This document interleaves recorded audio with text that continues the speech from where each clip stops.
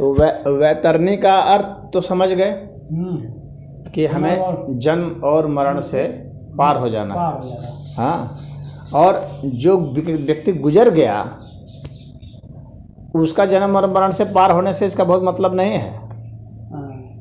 जो गुजर गया, जो हैं उनके लिए एक तरह से है ये कि आप समझिए कि वह व्यक्ति जो गुजर गया उसके लिए आपको कम से कम इतना संदेश है, वह व्यक्ति तो पता नहीं पार हुआ कि नहीं पार हुआ, लेकिन अब आपके पास मौका है कि आप पार हो सकते हैं जन्म और मरण से। पर अन्यथा वो जन्म मरण का चक्र जो है बहुत दुखदाई है। और जिनको भी राग द्वेष होता है वे सब जन्मते हैं और मरते हैं। राग द्वेष में ऊर्जा जो है हम लोग की पॉजिटिव नेगेटिव होती है, लेकिन जब व्यक्ति का राग द्वेष खत्म हो जाता है उसकी ऊर्जा न्यूट्रल हो जाता है, उसका चार्ज जो है, आवेश जो है वो न्यूट्रल हो जाता है, तटस्थ हो जाता है। जैसे ऋण आवेश धन आवेश होता है ना बिजली में, तो ऋण आवेश और धन आवेश वाले ही जन्मते मरते हैं। और जब न्यूट्रल चार्ज हो जाएगा तो बिल्कुल भी जन्म और मरण नहीं होगा, क्योंकि उसका आकर्षण ही नहीं होगा कहीं। तो आकर्षण कहीं नहीं होगा तो फिर उसका जन्म नहीं हो सकता, और फिर जब जन्म ही नहीं होगा तो मृत्यु का कोई मतलब ही नहीं है। तो वो जन्म और मरण से पार हो जाता है, इसका चार्ज न्यूट्रल हो जाता है, यानी जो समभाव का हो जाता है, यानी जो किसी का पक्ष नहीं लेता है। समझ गए? तो अब उसमें जो दूध में डालते हैं तो दूध को क्षीर कहा जाता है संस्कृत में। उसका जो क्षीर जो है ना और दूध में अंतर यह है, अब दो शब्द है, दूध को भी क्षीर कहा जाता है, लेकिन सदैव जो है शब्द जैसे संस्कृत में दुग्ध होता है दूध का और क्षीर होता है, लेकिन क्षीर और दूध में अंतर यह है कि दूध तो ऐसे भौतिक होता है जो कि हम लोग गाय भैंस से निकालते हैं, ये दूध है। और क्षीर का मतलब होता है, ये दूध भी इसलिए क्योंकि ये हम लोग को पुष्ट करता है। क्षीर जो हम लोग को जन्म और मरण से पार जाने के बाद पुष्ट करता है, उसकी पौष्टिकता वह है।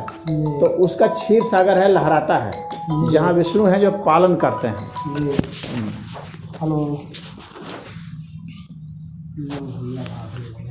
तो विष्णु जो है वहाँ पालन करने वाले, हम लोग पालन कारक माने जाते हैं।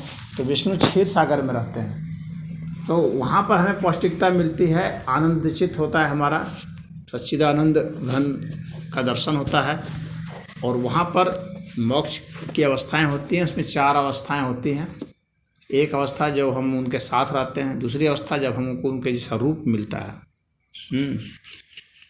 और तीसरा जब हम उनके लोक में रहते हैं, और चौथा जो है कि हम वैसा ही हो जाते हैं जैसे वे, उसको सायुज्य कहते हैं, उनमें हम समा जाते हैं, यानी हम वही हो जाते हैं। तो ये जो है ये परम मोक्ष हो गया। सायुज्य जो मोक्ष होता है ये परम मोक्ष कहलाता है, बाकी तो मोक्ष कहलाते हैं, लेकिन यह परम मोक्ष हो जाता है। तो यहाँ जो महापात्र सब जो हम लोग को बताते हैं ये सब, ये बस बहुत सबसे निम्न स्तर के व्यक्ति को हम समझाना है, जिसको कुछ भी पता नहीं है, तो उसके लिए एक संकेत भर है बस, और वो कुछ जानता नहीं है, बस उसको इतना ही बता दिया गया है कि तुम इतना ही समझाओ, इतना ही करो, बस वो उतना ही करता है। इसके बाद अपना जो हाँ बस, अब उसी के लिए वो जो भी चार्ज अपना लेता है, हर लोग जो भी दे देते हैं उसको, हाँ उसका संकेत उतना है, क्योंकि वह जुट गया है इस कर्मकांड से। और कर्मकांड का इतना ही मतलब है कि आपको ज्ञान की ओर प्रेरित कर दे। और ये जो जैसे मेटी रख कर दिया 360 क्या में जौ डालकर छिड़काते हैं, क्या सरसों और जौ उन्हें पूरा रखकर, उसका मतलब क्या है? वो तो एक चक्र है जैसा बना देते हैं ना सब, चक्र है जैसे मैं दिया रख देते हैं चारों तरफ, हाँ मेटी रख कर, और उसमें जौ क्या छिड़काव किए, जौ और सरसों थे कि क्या था, उन्हें सब में पड़ जाना चाहिए। हाँ तो वो ऐसा है ना कि उसका मुख्य उद्देश्य और संकेत उसका यही है कि ये सब जौ जो है सब पुष्टिकारक है, अन्न कहा गया, शास्त्र में कहा गया है, अन्नम ब्रह्म व्यजानाति, हाँ अन्न ही ब्रह्म है। तो वह जो वो ब्रह्म है वह अन्न के रूप में कैसे प्रकट हुआ, भौतिक रूप में कैसे प्रकट हुआ है? वह अन्न ही जब हमें मिलता है, जब जो हम लोग का सूक्ष्म शरीर है वह जब अन्न को प्राप्त करता है तो ही जो है भौतिक रूप में प्रकट होता है, तो ही वो जन्म ग्रहण करता है। तो वहाँ पर बतलाने का उसका उद्देश्य यही है कि ईश्वर जो हैं वो अन्नमय हैं, और जब आप अन्न को ग्रहण करते हैं तो आप ईश्वर के साकार स्वरूप में आते हैं। और आप जन्म ग्रहण करते हैं तो उसके लिए वह है। लेकिन उसमें जो दीपक जल रहा है वह यह बतलाने के लिए है कि ये सब जो कुछ भी डाला गया है इसमें आपको दीपक जैसा जो है लौ जो है आपका ज्ञान रूपी लौ और अग्नि रूपी लौ, ऊर्जा रूपी, तो उसको आपको भौतिक रूप से फिर आपको ऊर्जा में जाना है, पदार्थ से आपको ऊर्जा में जाना है और ऊर्जा से जो है ज्ञान की ओर जाना है। दीपक वहाँ पर जो है ज्ञान का सूचक है, तो आपको ज्ञान की ओर जाना है, यह उनका दिखाना। और जो वहाँ पर उनको सर्किल के रूप में रखते हैं, चक्र के रूप में रखते हैं, तो बताता है कि यहाँ पर यह जो अस्तित्व है, ये जो 360 डिग्री का है, पूरा सर्किल है, गोल है, ये 360 डिग्री का है। ये पूरे अस्तित्व को हम देखेंगे तो इसका हम अगर कोण निकालते हैं 360 डिग्री का है। ये सर्किल है, चक्र है, ये जीवन और मरण का चक्र है जो कि पूरा कंप्लीट करता रहता है। चक्र चलता है, ये चक्र चलता रहता है। यहाँ पर जो भी आप देखेंगे कोई भी जो गतिविधियाँ हो रही हैं ये सब चक्र के रूप में हो रही है। घूम फिर करके फिर वो वही चीज़ें आते रहती हैं, वही दोहराव होता रहता है।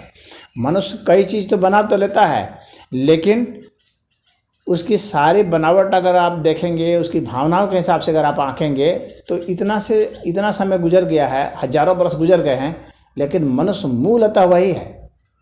भावनाएं उसकी वही है, वो वही क्रोध है, वही काम है, वही लोभ है, वही अहिंसा है, वही सत्य है, वही ब्रह्मचर्य है, सब कुछ वैसा ही है उसका है।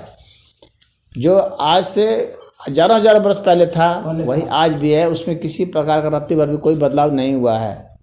बाकी उसके दिमाग में कोई चालाकी आ गई होगी, ज़्यादा कुछ सीख गया होगा, परंतु भावनाएं उसकी वही है। भावना में वो कुछ भी नहीं वो कर पाया, तो भावनाओं में उसका प्रवेश हो जाए, भावनाओं को नियंत्रित करने की शक्ति जब आती है तब उसका कुछ विकास हो जाता है। जब विचार उसके कुछ परिष्कृत होते हैं तो उसका विकास हो जाता है। तो ये सब चक्र इसलिए है कि आप अपना विकास करते जाइए। ये तो चक्र जन्म मरण का चलता रहेगा और अंत में आप फिर जो है वैतरणी पार हो जाइए। मरने के बाद जैसे 13 दिन बाद ही क्यों किया जाता है, जैसे 13 ही आदमी जैसे मर जाता है उसका क्रियाकर्म आदमी 13 दिन पर करते हैं। ये ऐसा क्यों रखा गया, जैसे कि यह इसलिए रखा गया है 13 दिन का कि जो व्यक्ति गुजर जाता है, दोनों पक्ष से आप समझ लें, जो व्यक्ति गुजर जाता है फिर से वो जन्म ग्रहण करता है, हाँ ग्रहण करना ही पड़ेगा। हाँ, तो वो जो गुजर जाता है वो फिर से ग्रहण करता है। तो 13 दिन जो एक अच्छी मतलब सजग आत्मा होती है तो उसको ग्रहण मिल जाता है।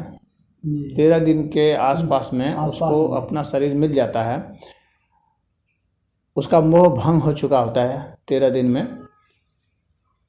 जैसे अब उसको दाह संस्कार कर दिए, जला दिए, हाँ, तो जला देने से उसको उसका शरीर खत्म हो गया, तो उसका मोह तो ऐसे ही टूट गया। उसका जो सूक्ष्म शरीर था वो तो खत्म हो गया, हाँ, वो अलग हो गया, लेकिन उसके अपने परिजनों से उसका मोह बाकी है। अपना शरीर से तो मोह उसका खत्म हो जाता है, क्योंकि देखता है कि अब मेरा शरीर तो रहा नहीं, इन लोगों ने जला दिया। परंतु परिजनों से मोह और उस स्थान विशेष से मोह उसका रह जाता है। परिजन से जैसे मरने के बाद भी, हाँ, परिजन से उसका मोह रह जाता है।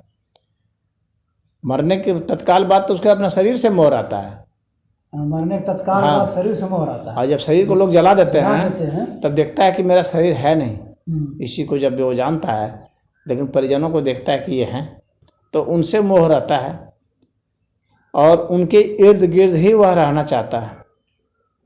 लेकिन के बाद हाँ, और बहुत कोशिश करता है संपर्क करने का, परंतु वो 13 दिन के आसपास में वो हताश थक जान जाता है कि मेरी भाषा ना ये समझ रहे हैं, न इनका मुझसे संपर्क हो रहा है, ना मेरा इनसे संपर्क हो रहा है।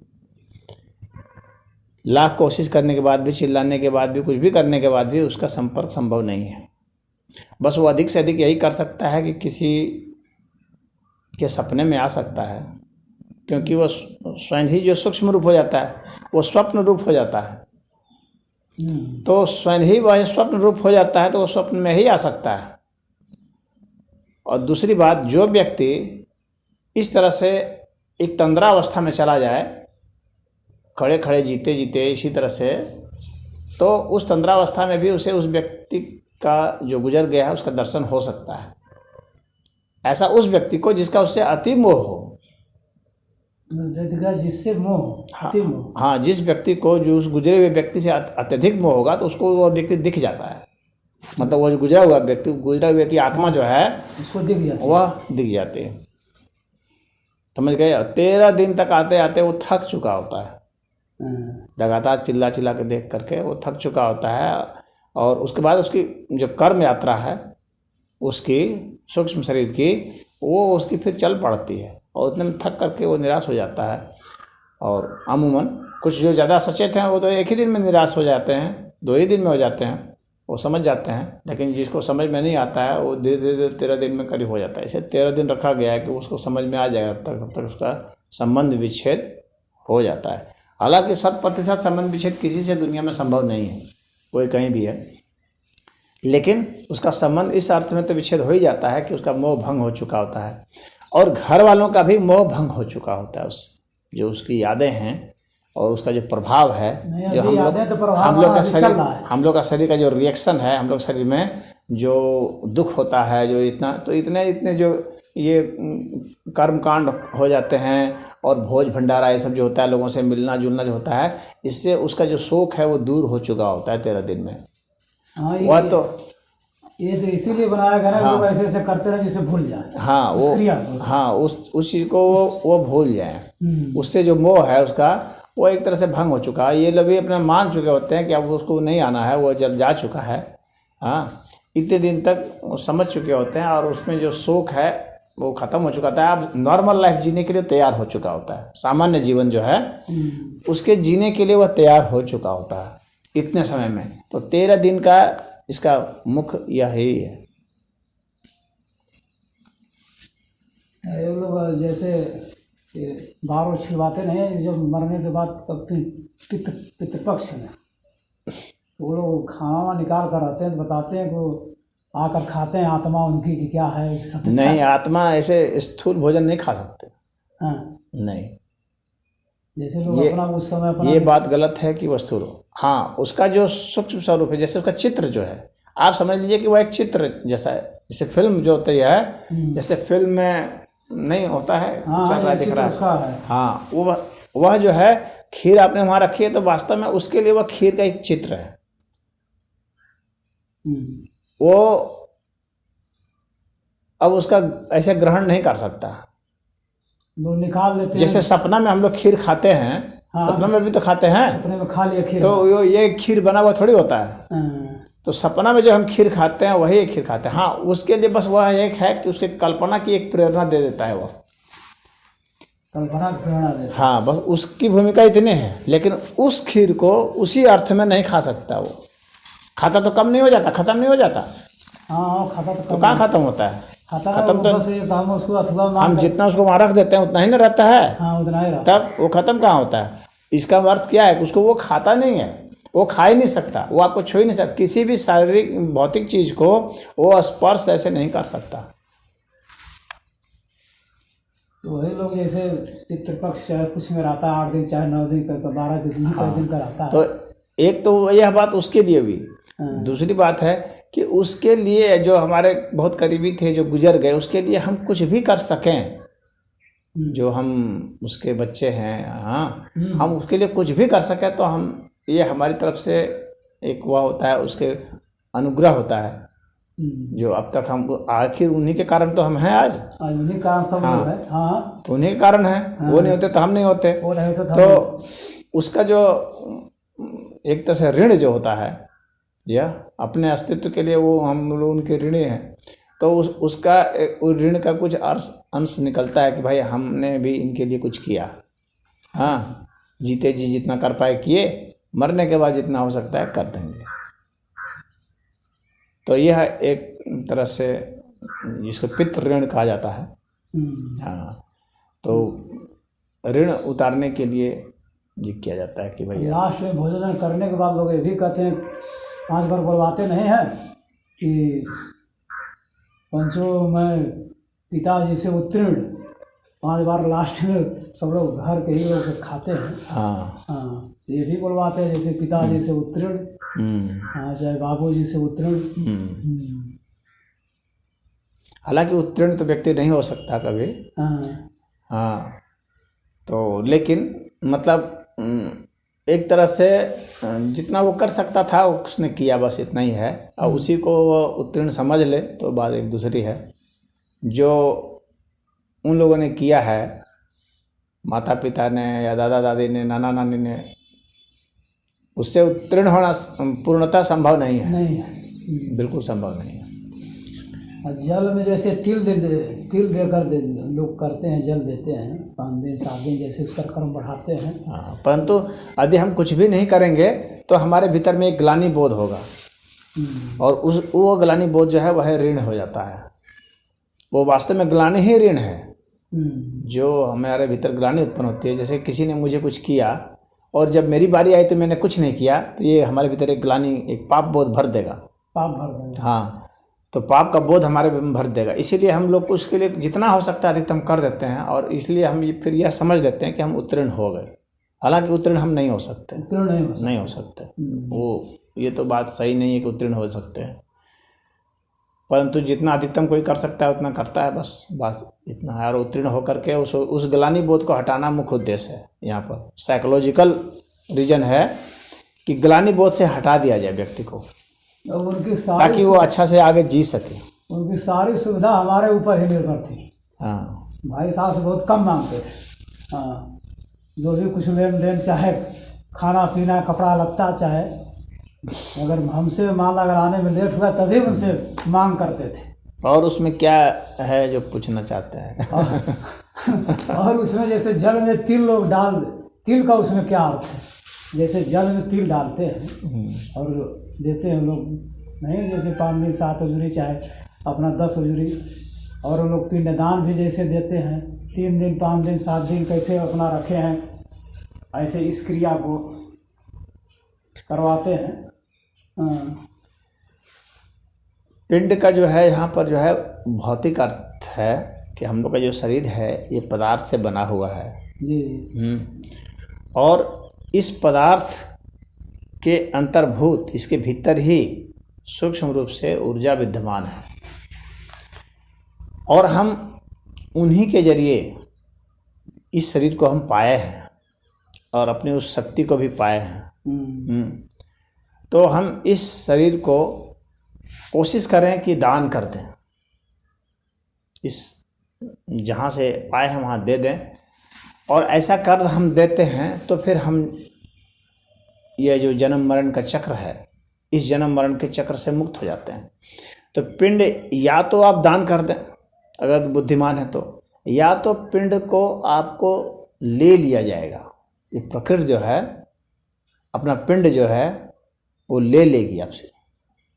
तो बुद्धिमान वह होता है कि कोई ले इसके पहले हम उसको दे दें। जब वो ले ही लेगा तो उससे अच्छा है कि हम उसे दे दें। जैसे मान लीजिए उदाहरण के लिए कि कोई डकैत आपके घर घुस गया, उसने आपके ऊपर बंदूक तान दी कि वो मुझे दे दो, नहीं तो गोली मार दूंगा। तो बुद्धिमान वही है जो उसे दे देता है, अन्यथा वो तो वैसे भी लेगा, उसको आपको मार के लेगा सर। हाँ, या तो उसको दे दोगे तो ठीक या तो ऐसे ही दे दो, या तो वो मार के लेगा, लेना तो उसे है ही। तो यह जो हमारा शरीर है इसको तो ले ही लेगी ये प्रकृति। तो इसको ले यानी हम मर जाएं उसके पहले ही हम इसे दे दें अपना यह शरीर जो इसी का है, इसे हम सौंप दें, और तब जो है हम मुक्त हो जाते हैं। तब हम इस शरीर के आकर्षण से मुक्त हो जाते हैं। हम इसे अपना समझते हैं, ये हमारी भूल है। यह पिंड हमारा अपना नहीं है, और हमारा मोह ये होता है कि ये हमारा अपना है, ये हमारा अपना शरीर है, जबकि यह इस प्रकृति का है। और इसे हम अपना भूल से समझ बैठे हैं कि हमारा अपना है, और इससे हम मोह पाल बैठे हैं। तो इस मोह को दूर करने के लिए है कि पिंड को दान कर दीजिए। इससे पहले कि आपसे छीन लिया जाए पिंड, आप उसको दान कर दीजिए। अगर नहीं करते हैं तब भी आपसे वो तो लेना ही लेना है, वो तो उसको तो लेना ही लेना, प्रकृति तो मार ही देगी आपको। इससे पहले कि वो छीन ले, आप उसे दान कर दीजिए। और हमें और दान क्या करना है, वही मन से ही तो करना है, क्योंकि मन से ही मैंने इसे अपना माना है। मन से ही हमें मान लेना है कि ये प्रकृति का है, हमारा नहीं है, और ऐसे ही हमको फिर जीना है, उसके हिसाब से व्यवहार करना है। इसके सिर्फ विचार से नहीं मानना है, बल्कि हमको समझ लेना है कि वास्तव में ये कैसे इसका है। और जब समझ लेते हैं तब इसके प्रति उतना आकर्षण नहीं रहेगा। तब यह है कि ये आपको एक इससे किराए का मिला हुआ है। हाँ, तो ये किराए का मिला हुआ है, इसका हम उपयोग करते हैं और फिर इसको हम देते हैं। हमको इसलिए क्यों मिला है? इसलिए मिला है कि हम इससे मुक्त हो जाएं। पिंड दान का मतलब यही है। हाँ, कि हमें दान कर देना। ये जो अपना शरीर है, इसके पहले कि ये छीन लिया जाए, हमें दे देना। इतना हमको बुद्धिमान हो जाना है। और जो नहीं होते हैं उनको छीन तो लिया ही जाता है, वही लोग रोते हैं, कलपते हैं। इसीलिए जो जन्मते हैं कोई तो उसमें खूब हंसते गाते हैं, जब मरते हैं तो खूब रोते हैं। तो ये उनका मोह होता है इस पिंड से। तो इस तरह का मोह नहीं रखना है, यही यहाँ पर संकेत है। लास्ट दिन कई प्रकार का और जो तिल होता है, तो तिल जो है वह जैसे कि जौ वगैरह है, तो जौ अन्न होता है। अब यहाँ आप सोच सकते हैं कि जौ ही क्यों दिया जाता है, दूसरा क्यों नहीं? हाँ, तो इसमें बहुत सारे संकेत है। जौ जो है श्रेष्ठ अन्न है, अन्न में श्रेष्ठ है जौ। हाँ, क्यों? क्योंकि वो त्रिदोष नाशक है। वात, पित्त और कफ, इन तीनों दोषों को वह दूर करता है जौ। बाकी और अन्न कोई दूसरा नहीं है। और तेल में जो तिल है वह श्रेष्ठ है। तेल में इसीलिए उसको उसमें डालकर, तिल का जो तेल होता है वह आयुर्वेद के हिसाब से श्रेष्ठ होता है। तो तिल को दिया जाता है। ये सब समाज को बतलाने के लिए कि यह श्रेष्ठ धातु है, इससे आपका पिंड बनता है। श्रेष्ठ चीज़ों से अपना पिंड बनाइए। हाँ, तो आप इससे श्रेष्ठ काम ले सकेंगे। आपकी बुद्धि सही हो सकेगी, आपका स्वास्थ्य सही रहेगा और आपके विचार सही रहेंगे। अब वह जो तिल है वह इसका भी परिचायक है कि उसकी संख्या बहुत होती है। आप इस तरह से आप बढ़ते हैं, आपकी संख्या, आप अपने बहुत प्रजनन करके आप अधिक से अधिक बच्चे पैदा करके मृत्यु तो देने उसी का, जैसे आटा, जौ का ही आटा से पिंड करवाया। हाँ, जौ के ही से होता है। जो अगर अपने कोई जीवन में अपने उतार ले और जौ का ही सेवन करे, गेहूं का नहीं। गेहूं चिपचिपा होता है, गेहूं पकड़ता है, लस्सेदार होता है। और वह जो है उसमें दोष रहते हैं, कफ के दोष रहते हैं, वायु के दोष रहते हैं, लेकिन वह जो है बहुत बढ़िया होता है जौ, शरीर को फिट रखने वाला। ये सब इसीलिए बना, लेकिन उसके बारे में हम उसके बारे में जानने के लिए आपको वैसे लोगों के पास जाना पड़ेगा ना। उसे आप महापात्र से वो उम्मीद करें तो वह ना, वो तो अपना काम कर लिया, वह नहीं बता सकता। वो सब वह इसमें क्या क्या प्रयोग होता है वह बता सकता है। अब आपका काम है कि उस चीज़ को जो जानता है उसके पास जाएं और उसका पता लगाएं कि आखिर ये सब है क्यों, इसका ये किस चीज़ का संकेत है, किस चीज़ का संकेत है, क्यों कराया जा रहा है, क्यों कराया जा रहा है, ये सब संकेत किस लिए है। तो ये जो उस क्षेत्र के जो ज्ञाता लोग होंगे वे बता सकते हैं। अब आप जैसे ज्ञाता कोई बताता नहीं सही सब वही है जीने खाने वाले। हाँ, तो वो उनको जो बताया गया उनका जो कर्म है जितना तक हुआ है, जो पहले से बता दो अपना कर्म। हाँ, वो उनके लेवल का उतना ही था, इसलिए वो उतना ही बताया। हाँ, वे जानते रहते तो अच्छा होता, परंतु वे नहीं जानते हैं, ये एक दुर्भाग्य है। फिर बाद में लोग ये चावल और दूध का ही पिंड दान करवाते हैं। 3 हुआ, 5 हुआ, जैसे कि 7 हुआ, फिर 10 हुआ, और लास्ट दिन वो करीब करवाए थे 1 16 17, और कैसे कैसे पिंडदान करवाए थे उसका। 1 16, 1 17, फिर एक इधर बड़ा, फिर 2-3 पंडित जी 16 का रखते हैं। 16 संस्कार किए जाते हैं ना। 16 संस्कार। हाँ, हम लोग के मनुष्य जब से जन्मता है, गर्भ धारण जब से करता है, हाँ, तो पुंसवन संस्कार है, एकदम गर्भ धारण करने से लेकर के एकदम मरण तक, श्राद्ध तक 16 संस्कार होते हैं। 16 संस्कार। हाँ, यानी 16 बार उसको परिष्कृत किया जाता है। वो व्यक्ति रूपांतरित होता है। व्यक्ति के भीतर में जो परिवर्तन आते हैं, बड़े बड़े परिवर्तन, तो ये 16 बार परिवर्तन आते हैं व्यक्ति के भीतर। हाँ, हर एक व्यक्ति के भीतर 16 बार परिवर्तन आते हैं, बड़े परिवर्तन। तो वे संस्कार कहे जाते हैं, जहाँ उसका जीवन बहुत ज़्यादा बदलता है। 16 बार। हाँ, उसमें तो वे उसके संकेत के लिए हैं। जैसे गर्भ धारण हुआ पहले, फिर गर्भ में पला, फिर घर से बाहर इसीलिए वो लास्ट में करवाए 16, एक पिंड था, एक में 17 था, और एक में 2 गोल गोल, एक लंबा था। 2 गोल का अर्थ क्या है, एक लंबा था। अब ये लोग करवाने के तो करवा दे, लेकिन यार अब हम लोग को तो जानना चाहिए कि इसका अर्थ क्या है, करवाने से क्या लाभ है। हाँ तो थोड़ा बहुत पूछना चाहिए था ना, हल्का फुल्का पूछते ना चाहिए। अब उस समय कहाँ पूछे, वो करवा रहे थे तब। नहीं ठीक है, जब करा लिए उसके कराने के बाद आप पूछना चाहिए। हाँ, सबसे पूछना चाहिए। अगर वो नहीं जानते तो उनको बताना भी चाहिए कि आपको पता लगाना चाहिए। जब आप यही कर्म करते हैं, जब आप अपने जीवन में इसी कर्म को किए हैं, तो आपको इसके पीछे का विज्ञान भी मालूम होना चाहिए, इसके पीछे का ज्ञान भी आपको मालूम होना चाहिए। आप सिर्फ ऐसे ही कराते रहते हैं, आप उतना ही सीखें कि ऐसे ऐसे करा दो, लेकिन क्यों कराया जाता है, इसके पीछे वजह क्या है, वह भी आपको जानना चाहिए। अब आप जो, क्योंकि आप उसी का वो काम कर रहे हैं, तो आपको उसका पता होना चाहिए।